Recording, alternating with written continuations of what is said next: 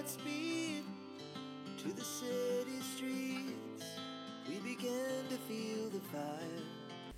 สวัสดีค่ะวันนี้พี่กันก็จะมาแบ่งปันนะคะแนวข้อสอบนะคะซึ่งพี่กันรวบรวมไว้ค่อนข้างจะเยอะนะคะไม่ว่าจะเป็นพาร์ท 1 พาร์ท 2 พาร์ท 3 พาร์ท 4นะคะแต่ว่าพี่กันเคยลงไปแล้วเนาะพาร์ท 1 กับพาร์ท 4แต่ว่าพาร์ท 4นะคะพี่กันลงไปแค่น่าจะเป็น6เนื้อเรื่องนะคะแต่ว่าจริงๆแล้วมันมีมากกว่านั้นนะของพี่กันมีน่าจะประมาณ11เนื้อเรื่องนะคะแต่ว่ามันจะไม่มีเนื้อเรื่องมันจะมีแต่คำถามกับคำตอบนะคะแต่ว่าพี่กันก็ไม่ได้ลงให้นะเพราะฉะนั้นวันนี้พี่กันจะมาแบ่งปันแนวข้อสอบของพาร์ท 2 กับพาร์ท 3นะคะซึ่งพี่กันรวบรวมไว้ค่อนข้างจะเยอะนะคะเนี่ยเยอะเอาจากหลายๆคนนะคะว่าที่เขาไปสอบมาแล้วตรงกันไหมนะคะมันจะเป็นชุดๆนะคะสมมติว่าเราได้เรื่องปีเตอร์เล่นกีตาร์อย่างเงี้ย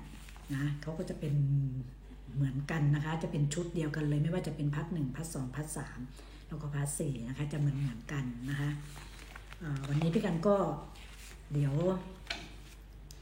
ให้ฟังพาร์ท 2ก่อนนะคะแล้วก็พี่กันจะสรุปให้ว่าให้เราเน้นนะคะจำตรงไหนมันจะได้ง่ายๆนะคะแล้วก็พาร์ท 3เหมือนกันนะคะแต่ว่าพาร์ท 3ไม่มีเยอะนะคะจะมีประมาณ10กว่าข้อนะคะแต่ว่าให้เราฝึกฟังไว้ให้มากๆนะคะถ้าเราฟังเยอะนะคะเราก็จะคุ้นชินกับภาษาแล้วเราก็จะทำให้เราได้นะคะเดี๋ยวเราไปฟังกันเลยนะคะ Hvor meget koster cyklen? Peter skal købe en ny cykel. Han går ind i cykelforretningen og finder en cykel til 699 kroner, men den er alt for stor for ham. Han prøver en anden cykel til 570 kroner. Den passer ham bedre, så den køber han. Hvad fik hun af sin kæreste? Stine har fødselsdag i dag, og hun skal holde en stor fest for sin familie og venner. Stines kæreste kommer også til festen. Han har købt en gave til Stine. Det er en flot halskæde. Stine er meget glad for sin nye halskæde. Hvor stor er Peters lejlighed? Peter bor i en lejlighed i byen. Han bor sammen med sin kæreste Louise. Peters lejlighed er på 85 kvadratmeter, men han synes, at den er for lille.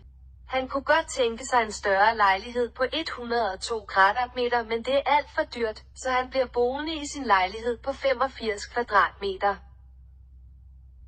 Hvad tid ankommer bussen til Aarhus? Bussen kører fra Svendborg til Aarhus. Bussen stiger indgang i Odense 7:30 og holder en pause. Bagefter kører bussen direkte til Aarhus og ankommer 9:22 ved busstationen i Aarhus. Hvad koster sofabordet? Lisa er ud og kigger på et nyt sofabord til sin stue. Hun finder et bord til 750 kroner, men hun synes, at den er alt for dyr. Hun finder et andet bord til 620 kroner. Det er en fin pris, så Lisa køber den til 620 kroner. Hvor mange liter sodavand drikker han hver dag? Frederik kan godt lide at drikke sodavand. Han drikker omkring 2 liter sodavand om dagen, og det er ikke så godt for ham. Så han vil gerne gå på slankekur og stoppe med at drikke så meget. Hvad farve er kjolen? Lisa er rigtig dygtig til at sy. Hun er ved at sy en gul kjole til sin datter fødselsdag. Hendes datter fylder 10 år, og de vil holde en stor fest for hende. Hele familien og nogle af vennerne kommer til fødselsdagen. De vil holde festen i haven, og håber selvfølgelig, at det bliver godt vejr. Hvad koster vinen, hun køber? Hvilket slags vin køber hun? Hej, jeg kunne godt tænke mig at købe en flaske vin. Ja, skal det være en rødvin eller hvidvin? En rødvin, tak. Jeg skal give den som gave. Det var da en god idé. Det bliver 140 kr. Værsgo. Vil du have en kvittering for det? Nej, tak. Hvordan bliver vejret på onsdag? Peter vil gerne ud og træne på onsdag, men han skal lige tjekke vejret først. Onsdag bliver der mulighed for sol med lidt vind, og torsdag bliver det blæsevejr med lidt regn. Så Peter tager ud og træner på onsdag. Hvor meget sukker bruger Martin? Martin kan godt lide at drikke kaffe. Han drikker altid sin kaffe med 2 skeer sukker i. Hvis der ikke er sukker i, smager det ikke så godt, siger Martin. Hvor meget handler Line for? Line er nede i butikken for at handle. Hun skal bruge nogle varer for at lave aftensmad til i aften. Hun køber grøntsager for 50 kr. Et stykke brød for 15 kr. og noget oksekød til 85 kr. Hun betaler oppe ved kassen, og det blev 150 kr. i alt. Hun betaler og tager kvitteringen med. Hvad køber Helle? Helle er ude og kigge på nyt tøj. Hun finder en flot rød hat og prøver den. Hun synes at passer hende godt, så hun vælger at købe den. Helle er ude for at købe nyt tøj. Hun prøver en kjole til 299 kr., men den er lidt dyr. Hun finder en anden kjole for 170 kr. og prøver den. Den passer hende ikke, så hun køber den dyre kjole alligevel. Hvornår ankommer toget til Nyborg? Undskyld mig, hvornår ankommer toget til Nyborg? Jeg skal nemlig det næste tog til Odense kl. 10:40. Ja, toget til Nyborg ankommer kl. 9:50 ved Nyborg togstation. Og så kører den videre til Odense bagefter. Hvad koster en togbillet? Jeg vil købe en togbillet til Aalborg. Hvad koster den? En togbillet til Aalborg koster 90 kr., men inden du kommer til Aalborg, skal du faktisk skifte tog ved Vejle. Så du skal også købe en togbillet til Vejle, og den koster 65 kr. Hvor meget koster en koncertbillet? Peter og Jonas skal til koncert for at høre musik og se deres yndlingsband spille. Billetterne kostede 220 kr. per styk, og det er ret dyrt. Men det er okay, fordi at det var en rigtig god koncert. Hvor har hun ondt? Rikke har spillet håndbold, og midt i kampen faldt hun ned og slog sit ben. Hun har meget ondt i knæet nu, og kan ikke spille videre. Hun putter is på sit knæ, og ringer til lægen for at få en tid. Hvad bestiller hun? Hvilken rødvin bestiller hun? Må jeg gerne bestille? Ja, det må det selvfølgelig.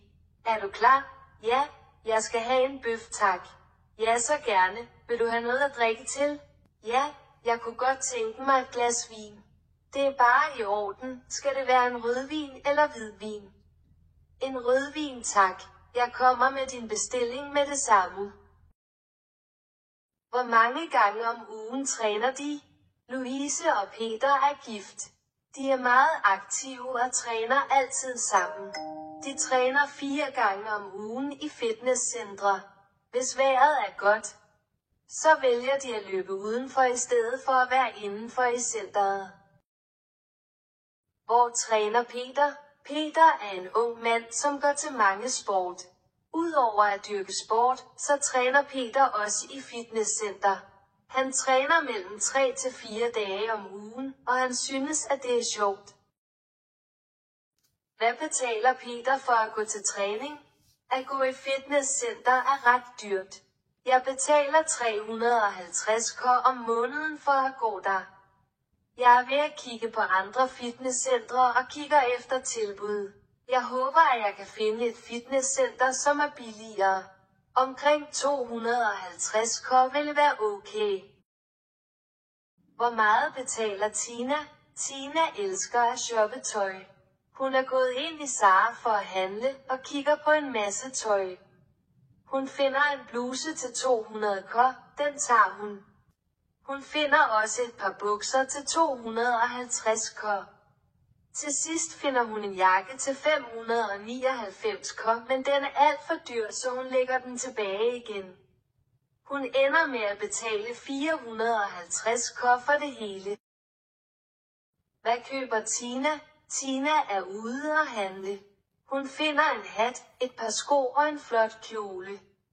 Hun prøver dem alle, men skoene passede ikke, så den køber hun ikke.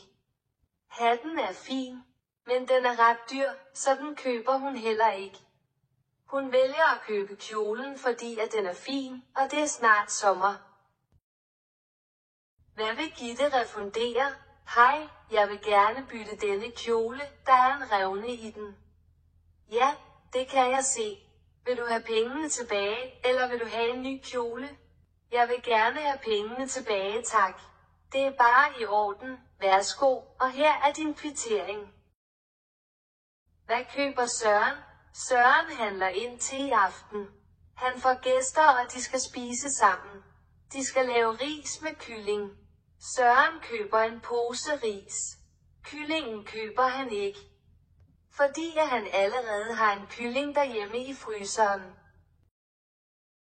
Hvilke frugt køber Søren? Søren går ind i butikken og går hen til frugtafdelingen. Han vil gerne købe noget frugt. Han vil gerne have bananer, men de er for dyre i dag, så han lader dem ligge.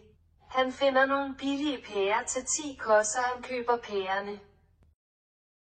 Hvor mange timer arbejder David? David arbejder i butik. Han arbejder i Netto fra mandag til fredag, og han arbejder fuld tid. Han har 37 timer om ugen. Han har arbejdet i Netto i 4 år. Er han glad for at arbejde i Netto butik? David har arbejdet Netto i flere år, og han er faktisk meget glad for at arbejde der. Han har mange ting, som han skal have styr på. Og så synes han, at det er ret sjovt at møde nye mennesker, som han kan snakke med. Hvornår lukker butikken på søndag? Butikken åben alle ugens dage. Fra mandag til fredag lukker de kl. 22. Lørdag og søndag lukker de kl. 20. I helligdagene har de slet ikke åbent. Hvad koster en stor gammeldags vaffelis? Hej, vi vil gerne købe en gammeldags vaffelis. Ja, hvad for en kunne I tænke jer? Hvad koster de? Den lille koster 24 k, en mellem koster 30 k og en stor koster 42 k. Jamen, så tager vi en mellem, tak. Hvor har Nora ondt? Lisa og hendes mand Peter har taget deres datter med til lægen. Nora siger, at hun har meget ondt i maven og klager en del. Når de kommer til lægen, kigger lægen på Nora og giver hende nogle piller, som hun kan drikke. Hvad har han slået? Jens er maler. Han malede en dag sit hus, men kom til at falde ned fra stigen. Han har nu meget ondt i ryggen og vil gerne til lægen. Han ringer og fortæller, at han har slået ryggen og vil gerne have en tid hos sin læge. Hvad har han brækket? Michael spiller meget basketball sammen med hans venner, og i går kom han til at få en bold lige på fingeren. Han var til lægen for at tjekke sin finger, og her fortæller lægen, at hans finger faktisk er brækket, og derfor skal han have gips på. Hvad tid får Peter hos lægen? Hej, jeg har det ikke så godt. Jeg vil gerne bestille en tid hos min læge. Okay, det var ikke så godt, men jeg har en tid på tirsdag kl. 7:15, eller en tid på onsdag kl. 13. Hvad passer der bedst? Jamen, så tager jeg den tid på onsdag. Det er bedre for mig. Super. Hvor mange stole er der inde på venteværelset? Goddag, jeg havde en tid kl. 11:15. Ja, det kan jeg se. Du kan bare gå ind på venteværelset og tage plads på en af de 4 stole, som vi har derinde. Tak skal du have. Hvor mange pædagoger var på arbejde? Puha, jeg er godt nok træt. Vi har kun været 3 pædagoger på arbejde i dag, og vi har haft 30 børn, som vi skulle passe. Jeg håber, at de andre bliver raske og kommer på arbejde i morgen. Hvad tid kommer bussen? Lisa står på busstationen og kigger på busplanen, fordi hun skal til Aarhus. Der står, at bussen til Randers kommer kl. 13:42, men den skal hun ikke bruge. Hun læser videre og finder ud af, at bussen til Aarhus kommer kl. 14:55, så nu skal hun bare vente. Hvornår ankommer toget til Ringe? Ved du, hvornår vi er i Ringe? Toget har kørt i 2 timer nu. Ja, der går nok 20 min endnu. Toget ankommer nemlig i Ringe kl. 6:30. Okay, mange tak for det. Så venter vi bare 20 minutter. Det går nok stærkt.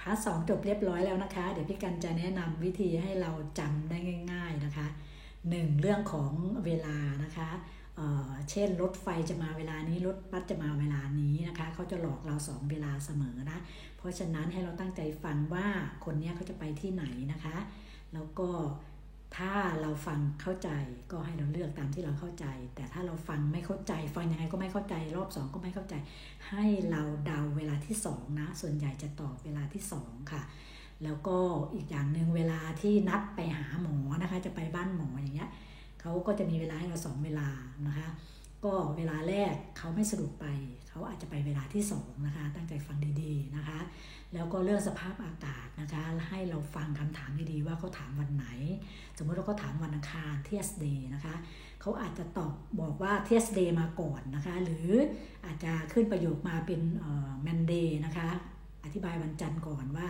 อากาศเป็นอย่างไรถ้าเขาบอกว่าอากาศวันจันทร์มีแสงแดดให้เราเอามือจิ้มไว้อย่าไปใกล้จอเขานะคะอย่าไปติดจอเขานะMonday Tuesday Tuesday มีหมอกมีเมฆมากเงี้ยเราก็จิ้มไว้นี่แสงแดดนี่เมฆนะคะเราก็เลือกคำตอบที่ถูกต้องนะคะแล้วก็เรื่องของอาการเจ็บป่วยนะคะอันนี้เขาจะพูดเยอะมากเลยนะฉันไปเล่นบาสเกตบอลหรือฉันไปเล่นฟุตบอลแล้วก็มีอาการเจ็บป่วยอะไรไปหาหมอนะคะค้นหาคำนี้ให้เจอนะคะทุกคนถ้าเราเจอคำนี้แล้วเราจะได้คำตอบนะคะอาจจะเป็นฮุนหรือแฮนนะคะสมมติเป็นฮุนนะคะฮุนฮาหมาอ้นอีอ๋อยเยอะนะคะก็คือเขาปวดตานะคะหรือเป็นอะไรก็แล้วแต่พี่กันจะขึ้นคำศัพท์ไปให้นะคะว่าเจ็บป่วยมีอะไรบ้างประมาณนี้นะไม่ต้องเยอะนะคะไม่ต้องเยอะเพราะว่าเดี๋ยวเราจะเสียเวลานะคะเดี๋ยวไปต่อพาร์ท 3กันเลยนะคะ Puha, det var godt du stoppede.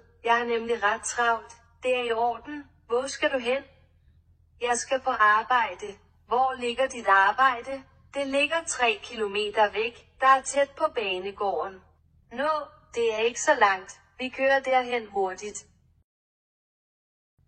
Hej, jeg havde en tid her kald 8. Okay. Hvad er dit navn? Jeg hedder Peter. Ja, jeg kan godt se, at du har en tid klokken 8. Du kan bare tage en plads på en af vores stole inde på venteværelset. Så skal vi nok kalde på dig. Okay, mange tak. Hej, har det været en god dag? Ja, det har det. Han har leget sammen med de andre børn. Det lyder godt. Han kommer ikke i morgen, fordi han skal til tandlægen. Nå, okay, det skriver jeg lige ned, så jeg kan huske det. Tak fordi, at du fortalte det. Altså, jeg bliver nødt til at stoppe med at ryge. Ja, jeg har også tænkt mig at stoppe, men det er bare så svært. Ja, det er rigtigt, men jeg vil prøve at skære ned på rygningen lidt ad gangen. Det lyder som en god idé. Hej, jeg har simpelthen så ondt min arm. Kan jeg få en tid hos lægen? Ja, det kan du. Du kan få en tid 10:15, så kan lægen kigge på din arm. Det lyder godt, vi ses der. Ja, vi ses og god bedring med din arm. Mange tak. Hej, kan jeg få en rød pølse? Jeg er simpelthen så sulten. Ja, selvfølgelig. Kunne du tænke dig noget at drikke også? Ja, tak. Hvad er din ordre? Vil du have en vand eller en sodavand? Jeg kunne godt tænke mig en sodavand, tak. Værsgo, vil du have en bånd på det? Nej, tak. Undskyld mig.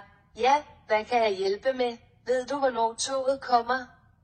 Jeg skal nemlig til Horsens. Ja, toget kommer kl. 8:40, og så kører den videre til Horsens. Hej, goddag, hvad skulle det være? Jeg kunne godt tænke mig 1 kilo oksekød og 2 pølser, tak. Det er bare i orden. Skal jeg pakke det ind for dig?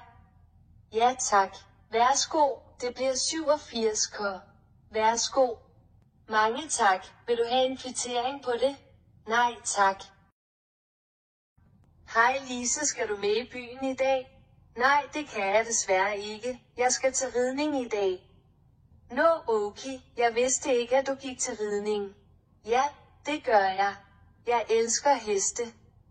og jeg elsker at ride på heste. Hej, er du klar til at bestille?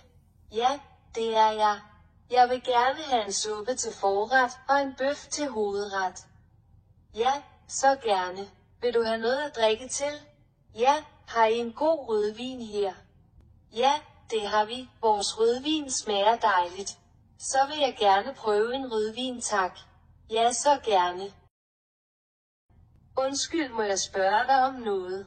Ja, selvfølgelig. Ved du, hvor jeg kan finde centrum? Jeg tror, at jeg er blevet væk. Ja, du skal bare gå lige ud her.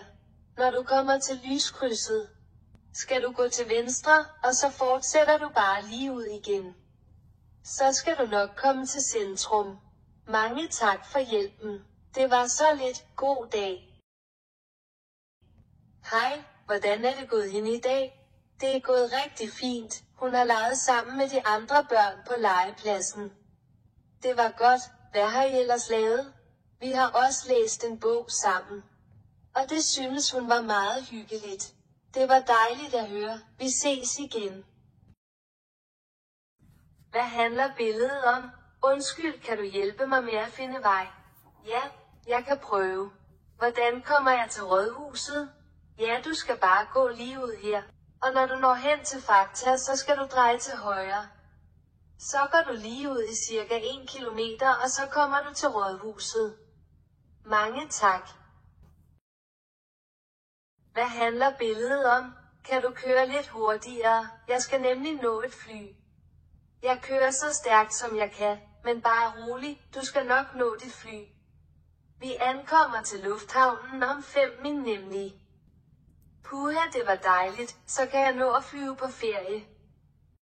พาร์ท 3จบเรียบร้อยแล้วนะคะอันนี้เดี๋ยวพี่การจะแนะนิดนึงนะคะสำหรับพาร์ท 3นี่ก็จะค่อนข้างเร็วนะคะเร็วกว่าพาร์ท 1พาร์ท 2นะพาร์ท 3นี่จะพูดค่อนข้างเร็วค่ะก็ให้ตั้งใจฟังนะคะทุกคนอันนี้รูปแรกนะที่เป็นรูปคนสูบบุหรี่ให้เราหาคำว่าสูบบุหรี่นะคะทุกคนนะเนี่ยก็คืออุ๋ยนะคะเนี่ยพี่กันก็จำแค่คำนี้แหละแต่บางครั้งที่พี่กันลงตัวอย่างให้เนี่ยมันเป็นแค่ตัวอย่างนะบางทีมันไม่ใช่นะคะแล้วก็ตัวเลขก็จะเปลี่ยนนะไม่ใช่ว่าเป็นแบบนี้นะก็ฉะนั้นคืออันนี้พี่กันให้แล้วก็เพื่อที่จะให้เราฝึกฟังนะคะแล้วก็ข้อสอบไม่ได้หนีกันนะคะคำถามอะไรพวกนี้ไม่ได้หนีกันค่ะก็จะประมาณนี้แต่ว่าเปลี่ยนแค่ตัวเลขนะคะแล้วก็อาจจะเปลี่ยนเรื่องราวนะคะแต่ก็จะประมาณคล้ายๆกันนะคะแล้วก็รูปที่2นะคะอันนี้ก็คือถามทางนะคะถ้าขึ้นด้วยอุนสกุนะคะขอโทษอะไรเงี้ยก็คือส่วนใหญ่จะเป็นการถามทางนะให้เราดูรูปเพราะว่าของพี่กันเนี่ยมันจะเป็นรูปเล็กมากใช่ไหมแต่เวลาเราไปสอบเนี่ยจะเห็นชัดเจนค่ะเพราะว่าจอคอมพิวเตอร์เขาจะใหญ่มากนะคะก็เห็นชัดเจนเพราะฉะนั้นก็ให้สังเกตนะคะถ้าเขาคุยเรื่องเวลาก็ให้ดูด้วยว่ามีนาฬิกามีอะไรหรือเปล่าแต่บางทีมัน3รูปเราดูไม่ทันนะเพราะฉะนั้นก็ตั้งใจฟังนะคะเนี่ยเขาจะไปเซ็นทุ่มนะเขาถามทางแล้วก็ดูว่ารูปไหนมันเกี่ยวกับการถามทางนะแล้วก็อีกภาพหนึ่งนะคะภาพที่3นะคะอันนี้ก็เห็นไหมในภาพจะมีรถไฟรถบัสนะคะให้เราดูนะว่าเขาพูดถึงอะไรนะคะอันนี้พูดถึงรถไฟนะโทนะคะอันนี้ก็คือเราไม่ต้องไปรู้เรื่องหรอกว่าเขาจะไปไหนอะไรยังไงเพราะบางทีเราไม่เข้าใจนะคะเพราะว่ามันศัพท์เยอะนะคะเพราะฉะนั้นให้เราดูแค่ว่าในรูปมันมีอะไรพูดถึงรถไฟหรือเปล่าพูดถึงรถบัสหรือเปล่าอะไรแค่นั้นเองค่ะแล้วเราก็เลือกนะคะในสิ่งที่เราได้ยินนะคะก็พี่กันหวังว่านะคะคลิปนี้จะเป็นประโยชน์สำหรับหลายๆคนนะคะที่กำลังจะไปสอบ A2 นะขอให้ทุกคนนะคะประสบความสำเร็จนะสอบผ่านทุกๆคนเลยนะคะพี่กันไปสอบมาเรียบร้อยแล้วนะคะก็เร็วมากนะคะทุกคนแล้วก็1เลยนะอย่าตื่นเต้นนะคะทุกคนอย่าตื่นเต้นเกินไปแต่มันก็ห้ามไม่ได้นะพี่กันยังหัวใจเต้นตุบๆนะคะแล้วก็ให้ตั้งใจฟังคำถามว่าเขาถามอะไรนะคะแล้วเราค่อยไปโฟกัสหาคำตอบนะแล้วก็คิดดีๆว่าเราจะตอบอะไรไม่ต้องตอบยาวนะคะตอบสั้นๆนะคะทุกคนไม่ต้องตอบยาวสมมติว่าเขาถามว่าคนนี้อายุเท่าไหร่เราไม่ต้องตอบฮุนแออะไรไม่ต้องตอบนะคะเราก็ตอบแค่ว่านิเต้นอนะคะชูเวออะไรอย่างนี้ตอบอายุไปเลยนะว่า19ปี20ปีอะไรอย่างนี้ไปเลยนะคะไม่ต้องไปตอบเขาอายุอะไรอย่างนี้ไม่ต้องตอบนะคะมันเสียเวลานะคะแล้วเราก็เสียเวลาจำด้วย เอาแบบสั้นๆง่ายๆสมมติเราก็ถามว่าเราชอบกินอะไรอย่างเงี้ยเราก็ตอบไปเลยว่าเราชอบแบบพิซซ่าอะไรเงี้ยเอาที่มันแบบเขารู้จักนะคะเอาหาอะไรที่มันง่ายๆนะคะไม่ต้องไปพูดเรื่องอาหารไทยนะพูดพิซซ่านี่แหละง่ายที่สุดแล้วค่ะไม่ต้องบอกว่าฉันชอบกิน I can got it พิซซ่าอย่างเงี้ยไม่ต้องนะคะตอบแค่ไปเลยว่าพิซซ่านะคะทุกคนบอกมันเสียเวลาจริงๆแล้วมันก็ทำให้เราพะวงในการที่เราจะตอบคำถามไงนะแล้วมันจะทำให้เราแบบตื่นเต้นพูดผิดพูดถูกนะเพราะฉะนั้นตอบไปเลยพิซซ่าจบนะขอให้ทุกคนโชคดีนะคะบ๊ายบายสวัสดีค่ะขอบคุณสำหรับการรับชมนะคะอย่าลืมชมโฆษณาให้ด้วยนะคะบ๊ายบายค่ะ